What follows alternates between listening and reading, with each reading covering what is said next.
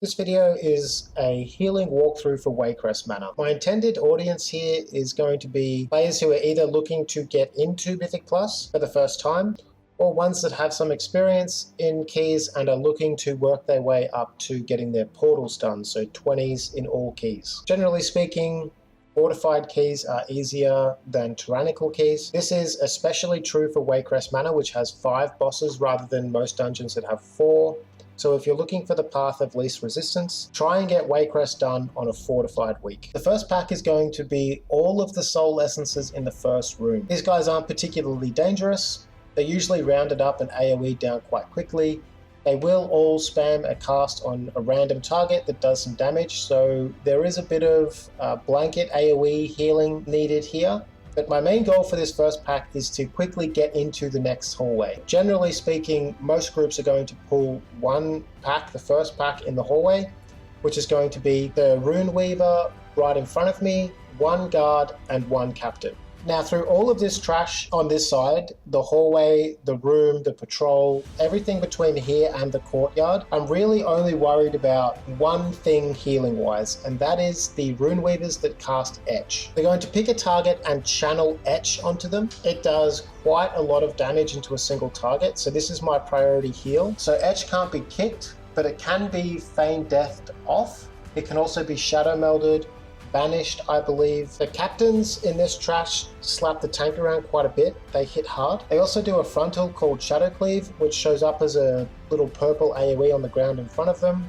And they cast a spell called Spirited Defense. Spirited Defense should be kicked. It applies a damage reduction to their allies. If it isn't kicked, it can be purged off. But again, my primary healing target through all of this is healing up Etch targets.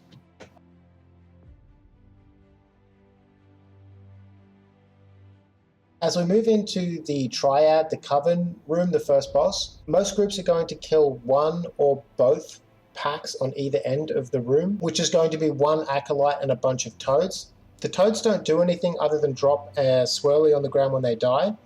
The Acolytes will cast Infected Thorn. This is what has to be kicked. This is the same ability that the Thorn Weavers throughout the rest of the dungeon will have. This is, in my opinion, the priority kick of the whole dungeon.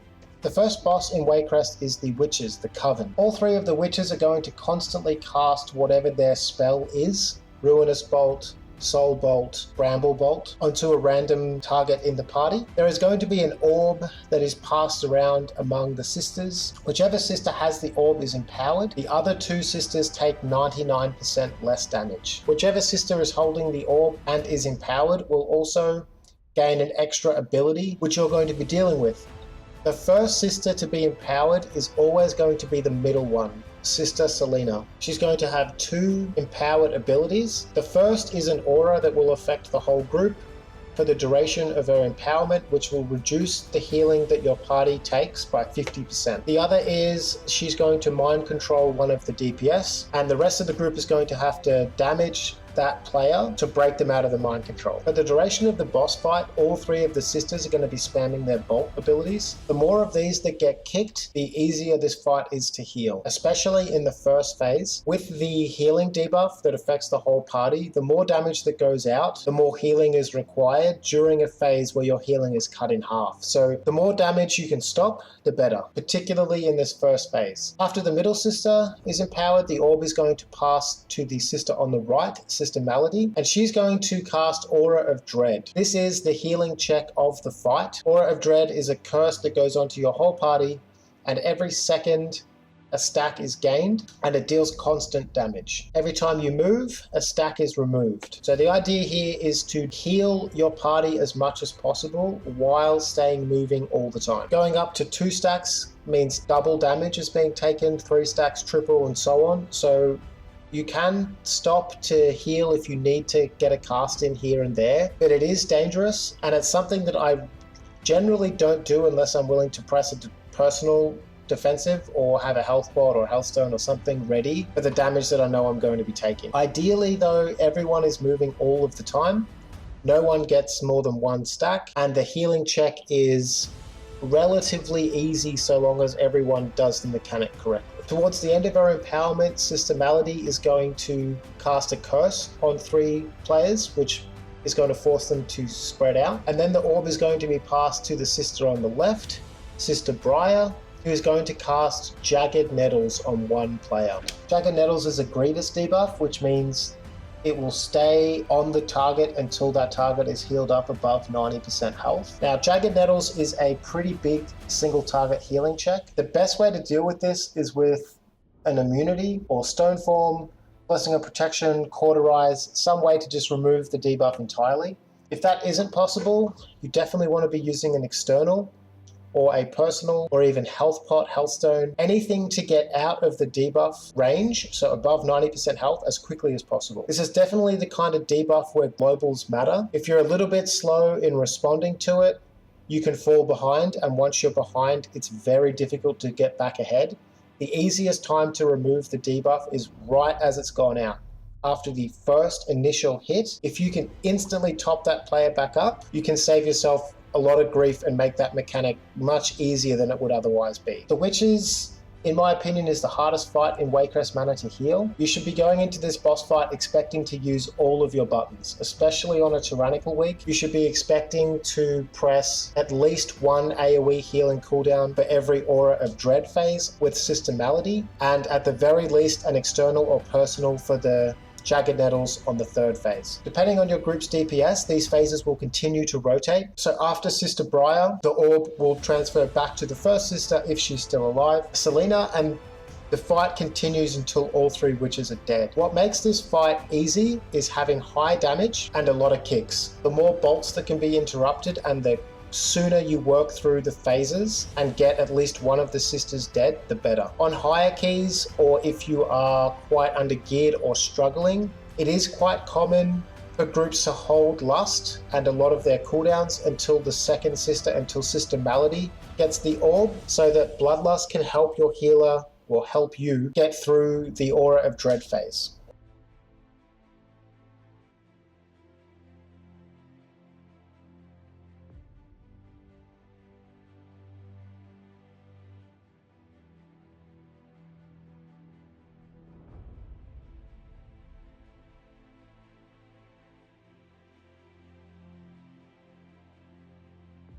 Heading into the Courtyard, we have 4 Thorn Shapers, a Thorn Guard, a Matron, and a bunch of dogs. The dogs don't do anything.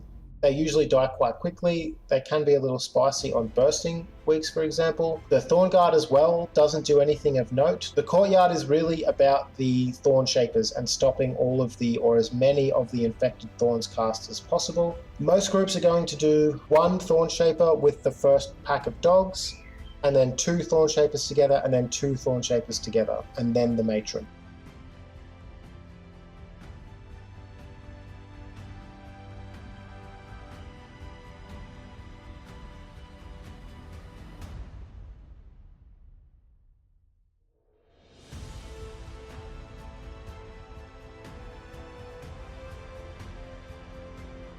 I usually use the Matron as a time to either regen as much mana as possible or reset my cooldowns as quickly as possible. There isn't a whole lot of healing to be done on the Matron, so use it as some breathing room before heading into Soulbound Goliath if your group is doing that next. What a lot of groups do is that they will kill the Coven, work on the trash in the Courtyard, and then keep pulling trash on the way to the next boss back out to the Courtyard while waiting for Bloodlust to reset so that they can take Bloodlust into Soul Goliath as well.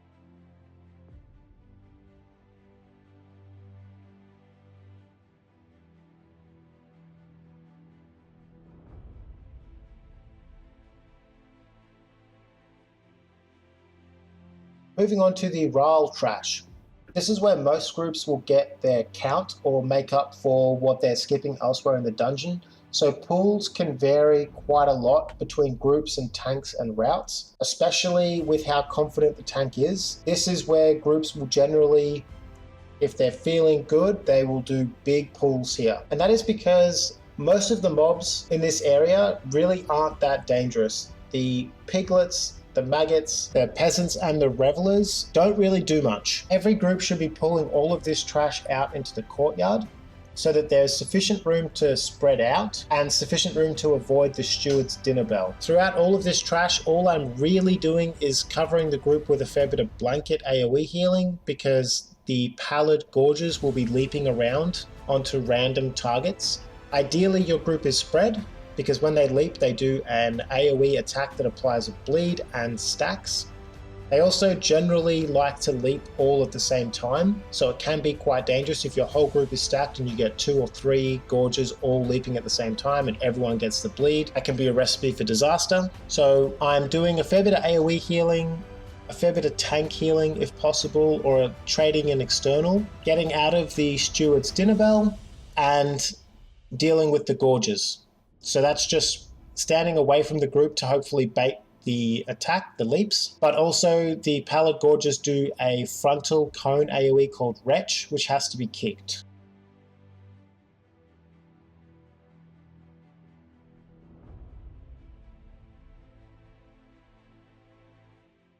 Soul Goliath is almost as hard to heal as witches, and it requires a fair bit of coordination to do cleanly at higher levels. That being said, there are basically 2 major mechanics to Soulbound Goliath. If your damage is high enough and your tank is good enough, you can actually completely ignore one of them, which trivializes the whole fight. So the boss will gain a stack of a buff every 2 seconds, which makes him melee the tank harder and makes the tank buster the boss casts on the tank hit harder as well. That's called Crush. That stacking debuff can be cleared by running the boss through the fire on the ground. That fire will spawn and despawn randomly around the room, which can be tricky, but at least it happens infrequently. Generally speaking, unless you get quite unlucky, you won't get a fire that spawns under the boss, and ideally you won't have a fire despawn as the tank is taking it there. So there is the stacking buff that makes the boss hit harder and a way to clear those stacks. On top of this, the boss will also be casting Soul Thorns on a random DPS. It will always go on a DPS. It doesn't affect the healer, it doesn't affect the tank. Soul Thorns will create and add a cage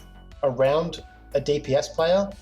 That player will be stunned and take a pretty significant amount of damage until the cage is killed. The DPS being stunned for most specs also means they can't press a personal or a defensive, so it's going to be on you to keep them alive. The best way to deal with the Soul Thorns cages is with immunities, so Blessing of Protection, Bubble, or mages with the talent that lets them blink out of stuns can instantly break or cheese the Soul Thorns mechanic, which is nice. If you don't have that, it's up to the group to kill the Soul Thorns cage to break the stun DPS player out while the healer keeps them alive. So your job as a healer on this fight is twofold. You're healing the group when the tank clears the stacks with the fire on the boss, because every stack cleared will also do AoE damage to the group and spawn little adds in melee range around the boss, which will then walk out towards you to try and hit you and kill you. And you're healing Soul Thorns DPS targets. Now there are 3 scenarios for how this boss generally plays out. Either your group has enough damage and your tank is good enough that you never clear stacks, and therefore you're only doing the Soul Thorns target healing, which makes this boss quite trivial. The second option is how the boss is handled on higher keys and how it's, I guess, supposed to be done. And that is generally where the tank will clear the boss's stacks after every 2 Soul Thorns. So you'll be healing a DPS through 2 Soul Thorns cages back to back and then running away from the boss, so that when the tank takes the boss to the fire to clear the stacks, you can stand still and cast and heal your group through that damage, while also being far enough away that the adds that spawn around the boss when this happens can't hit you. And the third and worst scenario is where your tank tries to not have to clear stacks and then gets quite a lot of stacks, gets scared after they get crushed for 80% of their health or something, and then frantically tries to clear the stacks before they die.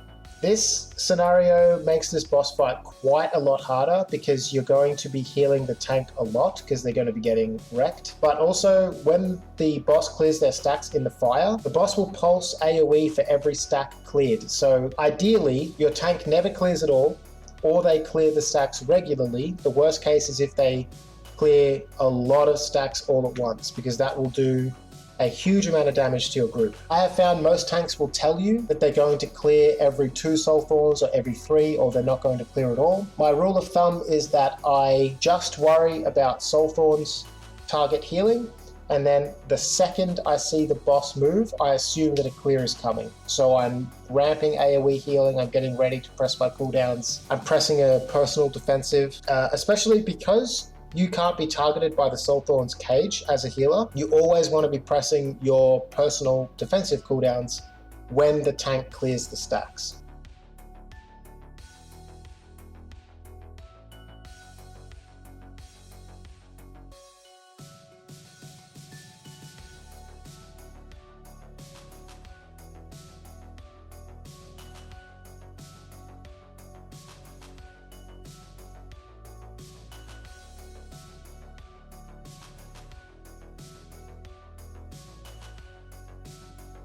I usually think of Ral as a little bit of a break. This is a boss where almost all of its damage is avoidable. It only has really 2 main mechanics to watch out for, and that is the large frontal cone called Tenderize. Ral will do 3 of them back to back. They will never be in the same direction twice, but they will always be in one of 3 directions, either to the directly in front of him, to the left, or to the right. So that needs to be avoided. And then there is the Rotten Expulsion. This should be treated as a frontal as well. It is possible to stand in front of it and not get hit, because Ral will essentially vomit out AoE onto the ground in front of him in random locations. And if you happen to be in one of those locations, you will take quite a bit of damage. But if you're not in front of him, you can't get hit. So if you treat both of the main abilities he has as a frontal, you should be fine. The rest of the fight is really just a matter of killing the ads and stopping them, or help stop them reach the boss, and deal as much damage as you can.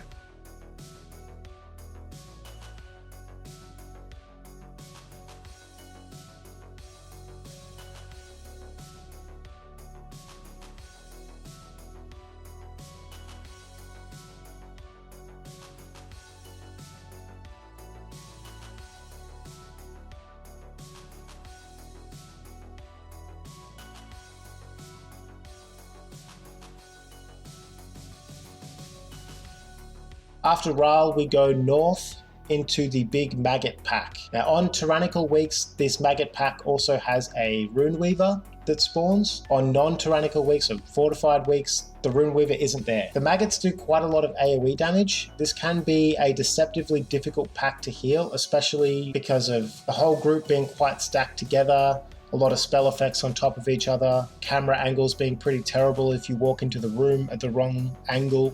So go into that pack ready for the etch. She'll also cast a curse on someone, which they're going to need to spread away from the group for. And you want to keep the curse target topped up enough so that when the curse expires and the damage is dealt, that the person can survive the damage.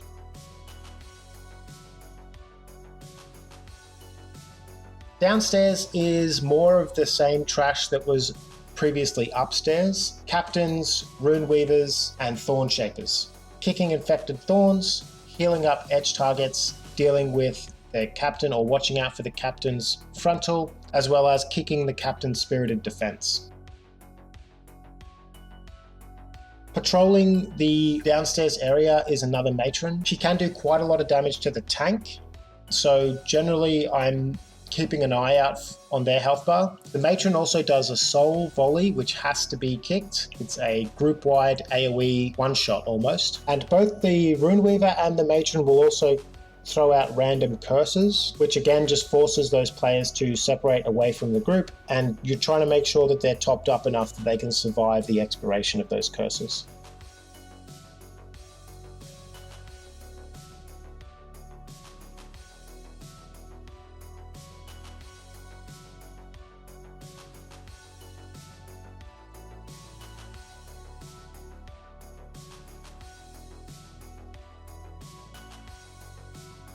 Moving downstairs to the Lord and Lady trash. This trash, in my experience, is always a little bit of a mess. I found that groups either pull everything down to the main platform, in which case your group has to be very good with their kicks, but at least that area gives your group room to spread out a little bit for the curses that go out. Or groups will try and do this downstairs area in 2, sometimes even 3 pools to separate out the soul charmers. Whichever way your group goes, the main priority on this trash is to kick the 2 soul charmers. They do a soul volley, the same ability as the matron upstairs. The group-wide AoE volley has to be kicked. There are going to be curses that get thrown out a little bit, a fair bit of random damage from all of these soul essences, and all of the trash has to be moved around quite a bit to get them out of the candles that they drop on the ground. So there can be quite a bit going on here. My strategy is usually to just blanket the group with as much healing as possible to cover the random soul bolt casts that go off, the random soul essence damage that goes out, and trusting that the soul charmers are going to be kicked.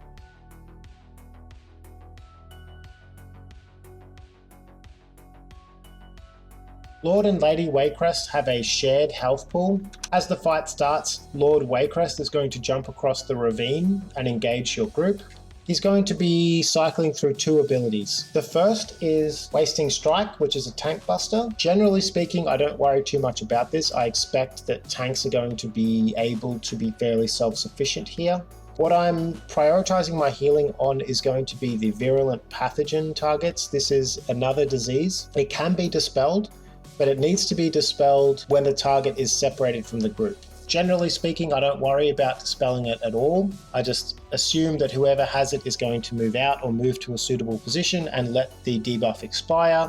And I'm giving them a little bit of healing, but also worrying mostly about the random damage that goes out from Lady Waycrest, because the whole time she's sitting on the other side of the ravine, she's going to be spamming Racking Cord, which is damage that just goes out onto a random target. It can be quite dangerous if it also happens to hit the target with virulent pathogen. Lady Waycrest is also going to cast Discordant Cadenza, which is the 5-second barrage of all the little arcane swirlies that show up on the ground that need to be avoided.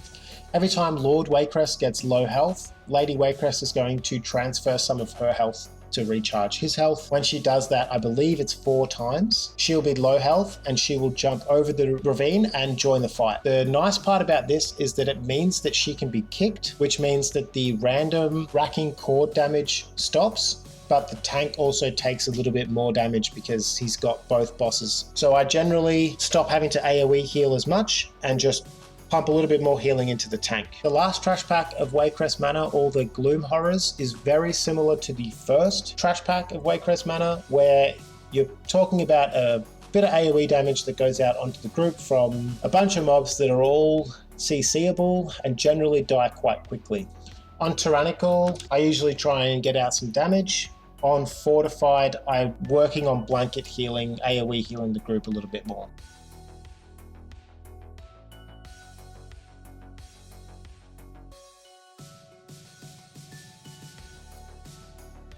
Moving on to the final boss, Gorak Tool.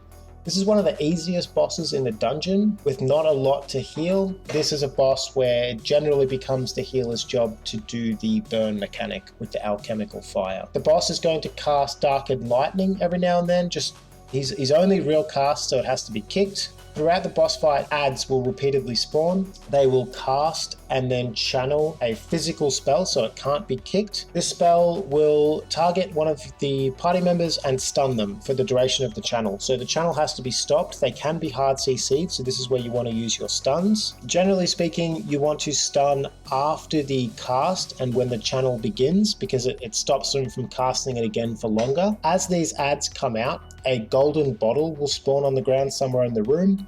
You want to run over it to get an extra action button, and then you want to use that extra action button to destroy the corpse of the ad.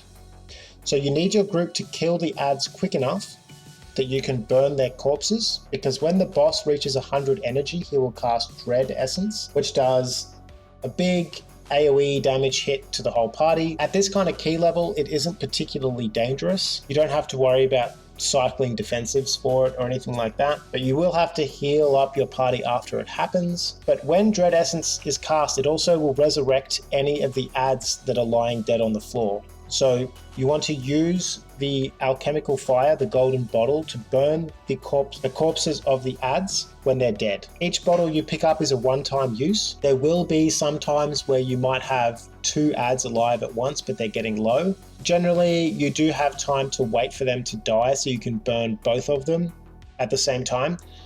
This is also why the group should be quite stacked together, so that as the adds jump around and die, they don't randomly die off in Narnia. Hopefully they die together, so you can use one bottle to burn multiple add bodies, if that makes sense. Good luck on your portal keys. If you've made it this far, thanks for watching, and algorithm stuff.